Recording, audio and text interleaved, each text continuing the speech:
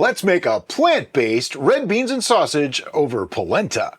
Let's start by mixing up our sausage. For that, I need ½ cup of vital wheat gluten, 2 tablespoons of pea protein. If you don't have pea protein powder, you can use chickpea flour. 1 tablespoon of garlic powder, 1 tablespoon of onion powder, 1 teaspoon of sugar, 1 teaspoon of fresh cracked black pepper, 1½ teaspoons of smoked paprika, 1 teaspoon of oregano, 1 teaspoon of vegan chicken flavored bouillon. Now, if you don't have the one that we get from the Asian market, you can also use better than bouillon. This one's really good too. Just use a teaspoon of that as well. I'm also going to need ½ cup of water and 1 tablespoon of olive oil. I like to add the olive oil right to the water. It just makes mixing everything in just a little easier. Now, the flavor combinations Brian is using for this particular sausage are kind of generic. So if you have a particular flavor that you really want to add to your sausage, feel free to add that at this time. We are actually going to use a smoker and smoke this sausage, but if you didn't want to do that, you could just add like a teaspoon of liquid smoke to it and it'll give it a nice smoky flavor as well. I'm making a mess and mixing this up carefully because I want everything to be equally dispersed so that the mixture is homogeneous. And then I'm going to add in my liquid. Now I'm not going to put it all in at once. I like to just do like 3/4 of it just because you can't take it back out, but you can always put more in. And then start mixing this together. The hydration with the different types of textured vegetable protein we have noticed vary. So depending on what brand you have, you may need a little less or a little more water. Yep, and if you're using chickpea powder, it's going to hydrate a little bit different than pea protein, that sort of thing. Okay, I can already see that this needs a little bit more liquid, so I'm just going to add some in, about half of what's left, and mix around again. It should be pasty, is the best description I can give you. Still got quite a bit of dry stuff in there, so I think I'm just going to use it all. You can see already that textured vegetable protein is really getting the going together. Those protein strands are building, and it's gluten. It's getting globby, which makes mixing a little difficult. But it's good though because you don't want to have a loose sausage, do you? Yeah, you want a little bit of gluten formation. There's a lot of powders in this, so it doesn't form a super tight one like some other seitans that we've made, but it does actually come together, and it'll make more sense in a little bit when we cook them. Use the best tools that you got, your hands. Just get in there and work it around a little bit. You don't have to really need this one so much, just as make a ball with it, get it together. As you can see, it's holding together well. That's what we want. It doesn't fall apart. You just kind of squish it in your hands a little bit, play with your food. It's okay. Okay, now that it's come together, that's pretty much exactly the way I want it. I'm going to break it into 2 pieces of roughly equal dignity. And we're going to wrap these up to cook. Okay, the way I like to wrap them is I have a dough scraper handy, and I have my 2 pieces of sausage dough. Drop it onto a piece of tin foil. If you prefer to wrap them in parchment paper first, before putting them into tin foil, feel free. It doesn't bother me, so I just do them right in tin foil. Anyway, have the blob right in the middle, just like that. Roll this side up a little bit so that there's an edge. Take your straight edge of your dough scraper and just start gently coaxing that back. And you'll see the sausage shape form. Try to get them roughly even-ish, and I can show you what that looks like on the inside. See? Shapes it into a lovely little sausage. I like them to be about 1 inch in diameter for this. So about like that. Hold it nice and tight. Roll it up. Notice there's at least 3 or 4 layers of tin foil over that sausage, because if you don't, it could explode, and you want to make sure you have enough on the ends to wrap it up really nice and tight. If you're familiar with working with seitan, you know it likes to expand, so that's why we're wrapping it up, so that way it will limit its expansion and will retain our sausage shape. We are restricting it. And yes, I know it's technically not tin foil, it's what I call it. It's actually aluminum foil. And we're just repeating the same thing on the other one. Roll it up. Give that end a twist. Give that end a twist. See, I went a little short here and a little long here. Would have been better to have just a tiny bit more. There is a chance, if you go too short, that they could kind of, well, let's just say explode when you cook them. They don't really explode. It'll just like pop out, and that part won't be quite as firm, but it's okay. Now on to the cooking part. I actually like to use my Instant Pot, and I have here about, 1 inch of water, and I have the old-fashioned steamer basket. I like these because A, it's metal, so it doesn't get corroded or anything in here, it won't melt, and B, it's just the right height. See, that water is just barely showing right there. That's perfect. Then I take my 2 sausages and I just kind of prop them in, bend that foil a little bit so that they hang. They don't really have to hang, I just don't want them sitting in the liquid. This goes into the Instant Pot to pressure cook for 1 hour and 15 minutes. Okay, while our sausage is cooking, let's prep some veggies. So for that, we're going to use a small onion. We're going for just a basic dice here. It could be a little bit, rustic, a little big if you want. That's fine. And same with the garlic. I'm actually going to just make them, let me get that little woody thing out. See, nobody likes to eat that. And I'm just going to do like little slices. Now, if I had minced the garlic down really, really fine, I could do that too. I just don't want to add it at the same time as all the other veggies. So that's why I like to do just a little bit of a larger piece of garlic. It makes it a little more interesting, a little bit more of a rustic dish, in my opinion. Now, when we were testing this recipe, we were getting massively large red bell peppers. So our recipe says for half a bell pepper. But as you can see in comparison to Brian's hand, this one's itty bitty. So we're going to do a whole bell pepper. When it comes to the way of cutting the bell pepper, it's largely up to you. I'm going to do it much the same as the onion so that it keeps the same bite size, but relatively unimportant. So I'm just going to go in half like this and rough chop. Something like that. Okay, and last but not least is the jalapeno. If you want to use more than one, feel free. We are just going to use one for today, and I'm going to show you a neat little trick. If you tend to remove the ribs and seeds, this trick won't really work as well. But if you don't, and you get one that has a nice stem, also known as a handle, you can do this. I put my knife right there while holding the handle. Notice I don't have gloves on. And I go the other side, just turn it like that. So I now have it cut into 4 quadrants. And then just chop. And your hands never touch the pepper. Well, they do, but not the part that's going to burn you.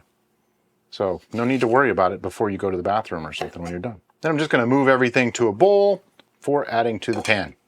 Next up is the polenta. Now, if you wanted to, you could make your own polenta and then you could air fry it off or bake it off or however you want to make polenta cakes. But today, I'm going to cheat. We found this at our local grocery store and I'm pretty sure you can too. I'm going to use about half of it. So just to make my life easy, I'm going to cut right in the middle. Let it squirt all over the place. Just cut it right in half. The other half goes in the fridge. Peel that off and you have a lovely log of polenta. It's a little weird for me to use this stuff because I think this is the second time I've ever actually used the pre-made stuff. I usually made my own. I'm just going to cut 1/2-inch slices off of this. But I like the polenta cake concept, so if you decide to make your own polenta, you do have to let it chill overnight and then cook it up. So that's an extra step that you're going to have to do if you decide to make your own. Now, last time we did this, they kind of puffed up in the air fryer, so I'm just going to do a very light score. I'm just barely breaking the surface of them. I'm doing like a little crosshatch pattern, just to catch some of that heat and keep it from puffing up too much. Don't have to get too crazy. And you can skip this if you really want to. It's not essential. Once I have them scored, I'm going to put them into the basket of my air fryer. And I'm just going to set them to the side for the moment because we're not really ready to cook these yet. They take about 20 minutes and we're not quite there yet. Okay, just to save some time, I actually made 2 sausages ahead of time, so the others are still cooking in our Instant Pot, but these are the exact same recipe. But this gives you a good illustration of the blowout. Yeah, see, I just didn't seal it up well enough and it blew out a little bit on the end. No big deal. I'm going to open these up. Some people like to try to save the foil when they do this. I can never figure out how to do that, so I am sorry if this offends you. This one's got a little skin. It smells good. It smells delicious. Just gonna take that skin off of there.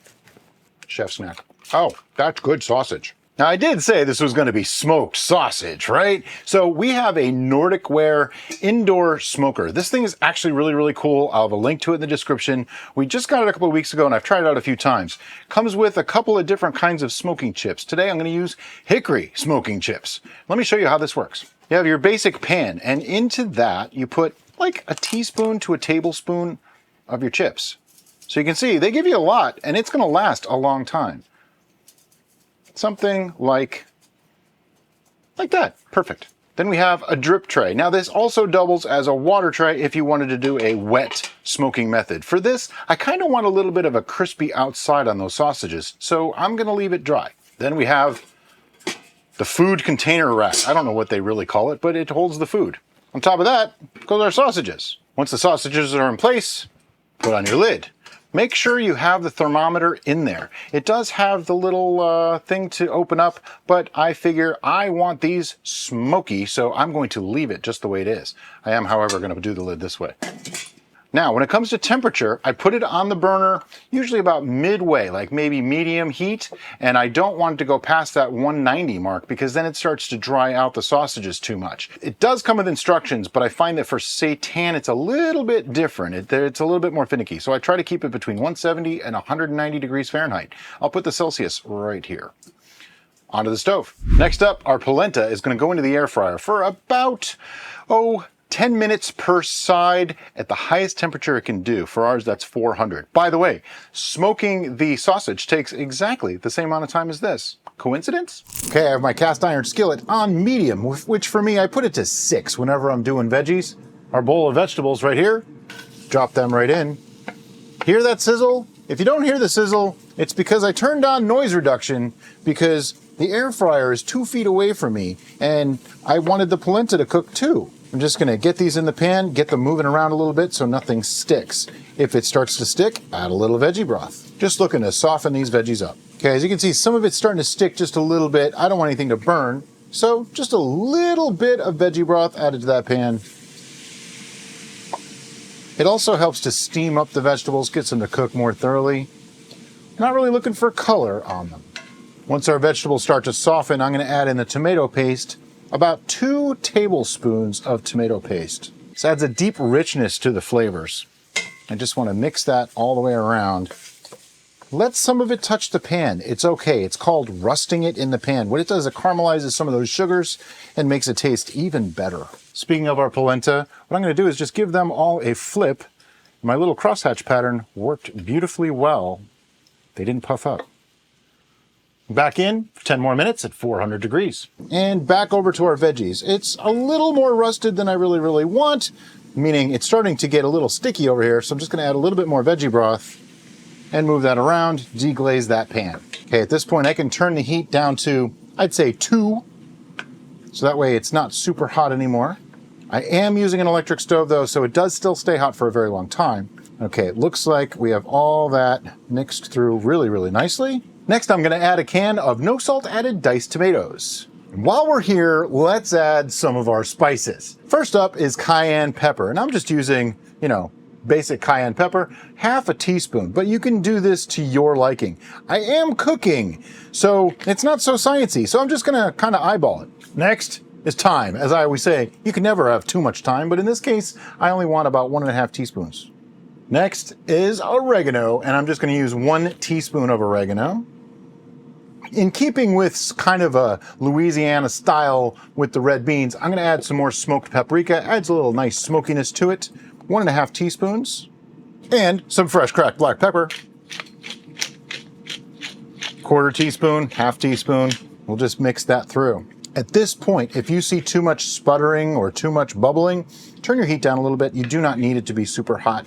Those tomatoes are actually already cooked. You're just heating them up and maybe caramelizing a little bit. So just to soften everything up and get it all melded together. And once that's cooked for just a couple of minutes, I'm gonna add in some reduced sodium kidney beans, 1 can. If you wanted to do your own beans in the Instant Pot, you totally can do that, no problem there. I actually prefer to do it that way, but this is just a nice little cheater way. You can use any beans you like for this. I just happen to think the kidney beans have the right size to go with all the chunky vegetables. Works really well. I'm gonna turn that to low and let that simmer for a little while. Okay, after about 20 to 25 minutes, the smoker is done. There's some smoke for you. By the way, it smells awesome in here. I do want to just get these off of there. You can see they're a little darker on the bottom. That's from the excess smoke hitting them. That's fine. I'm just gonna move these off to the cutting board. Now it is time to cut the sausage. You can cut them basically however you like. Some people just do basic rounds. I'm gonna be fancy and cut them on a bias. Fancy. And I'm going to go a little bit on the chunky side, give you a little bit more to bite on, but look at that sausage. I mean, look at that texture. It's beautiful. A good judge for your portions of your sausage is basically how you had your veg. So that way when you scoop up a bite to eat, you have a good amount of each thing in your bite. Yes. Now, I have experimented with, chef's neck. That was good. I have experimented with how long to smoke in that smoker, and I did an hour once, and I thought that was a little bit much. It did give a little bit more smoky flavor, but it dried out the meat a little bit too much for me. By meat, I mean seitan. So you can see when Brian is cutting this that there's still a good amount of moisture on the inside. And we're about to add this back into our tomato sauce. So yeah. And now that we have our sausage cut, we're going to add it to our sauce and mix through. Get everything nice and coated. Still have our sauce on low, like 2, as you can see from the steam. What's going to happen is the sausage is going to absorb a little bit of the juices that are in here, just enough to flavor it a little bit more. And now it's time to serve. Okay, let's make up a plate. So we got some polenta. Nice crispy edges on that. Then we have some of our sausage, beans, and veggies in sauce. Just going to drizzle some of that over. Very gently drop the sausage on there. You saw that, right? Strategically placed. Yes. This is hard to do when it's hot, you know? Time to take a taste. Pepper, some polenta, some sausage. Oh, that's a big bite. I'm going for it. Me too. The little bit of spiciness does come through, but it's not spicy by any means. So more jalapeno, more cayenne pepper are totally welcome here. I love the sweetness of all those veggies working with the tomato sauce. Then a little bit of smokiness to the sausage with the creaminess of the polenta. Just a tiny bit of crunch on the outside of the polenta. The scoring trick. That right there made this whole video worthwhile. This is just awesome. Do you have anything to add? Okay, so we are going for a Cajun vibe on this, and I feel like we've hit it on the head. There is so many different flavors and textures going on. It's a party in your mouth. This is so good. Planning ahead for this. If you want to make the sausage a day or two before, keep it in the fridge. You can always grill it up at the last minute, slice it up and throw it in. No problem. You don't even have to grill it. Just slice it, throw it right into the sauce. If you don't want to make your own sausage, you can use store-bought, Field Roast, Impossible, Beyond. They all make pretty decent sausages. I make my own because I like to control the salt and fat content in my food. Make this dish. Absolutely. And thanks as always for watching. We'll see you next time on The Bistro.